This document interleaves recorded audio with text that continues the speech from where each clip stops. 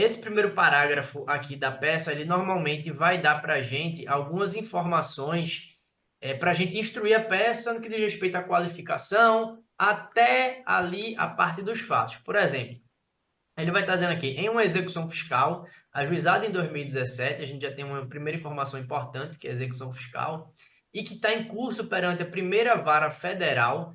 Então, a partir desse momento aqui, a gente já vai remeter à ideia de que vai envolver a Justiça Federal. Primeira vara federal de execução fiscal da seção judiciária do Estado X.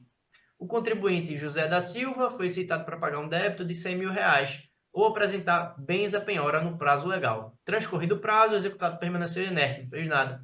Diante disso, o procurador da Fazenda, aqui da Fazenda Nacional, remete sempre à União. Então, ele vai dando algumas informações. O endereçamento dessa peça aqui, se ele falou vara federal, se a gente ainda não sabe qual é a peça, mas o que a gente vai trabalhar aqui, muito provavelmente vai ser a Justiça Federal.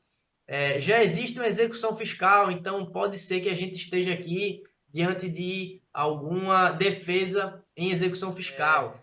E que ele está falando também que envolveu o procurador da Fazenda Nacional, então e o José da Silva, né? Então a gente tem aqui um provável endereçamento para a Justiça Federal, um provável a pessoa que vai ser representada por você, né? Que vai ser o José da Silva e a União envolvida, já que ele está falando da Fazenda Nacional. E aí, adiante, ele vai começar a te dar os tópicos do direito. Normalmente funciona assim. Ele vai começar a falar aqui do direito, né? Ele vai dizer que valeu do sistema de bloqueio eletrônico, Bacenjude, que hoje em dia nem mais é Bacenjude, se chama Cisbajude, Essas baixas. mas não encontrou nenhum valor vinculado no CPF do contribuinte, né? E depois dessa citação, dessa procura frustrada, mas sem exaurir o resto das diligências, ou seja, tá te dando aqui dicas em relação à parte da tese, do direito. Peça, né? Então, assim, normalmente a estruturação da peça é essa. Nesse primeiro parágrafo, ele vai te instruir com as informações para endereçamento e qualificação. Nesse segundo em diante, ou do terceiro em diante, ele vai te instruir no que diz respeito às teses da tua peça, e lá nos últimos parágrafos vai estar te norteando ali a identificar qual é a peça que a gente vai precisar ajuizar, né? Vai precisar apresentar, melhor dizendo. Ele sempre dá essas dicas, né? No final, né? Assim, redija a peça recursal adequada. Essa aqui também era muito difícil de errar. Mais uma vez, né? O examinador não quer que você erre a peça. Ele não quer causar uma confusão ali, de modo a poder correr o risco de cair uma ou duas ou até mais peças, sabe? Então ele diz logo assim, redige a peça recursal. Ele quer um recurso adequado para buscar a reforma com urgência da decisão de indisponibilidade de bens e Decisão, direitos. palavra-chave também. Pois é, do executado, perfeito. Decisão, a palavra-chave.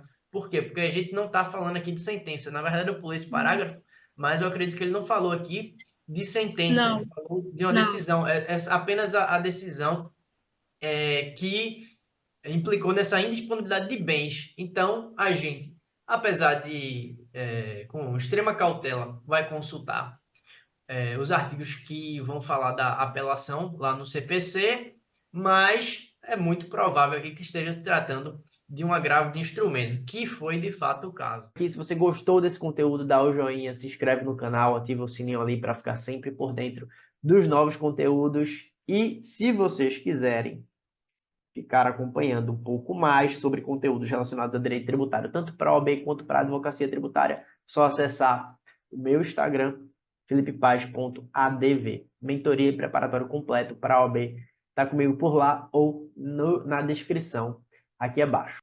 Vejo vocês no nosso próximo vídeo.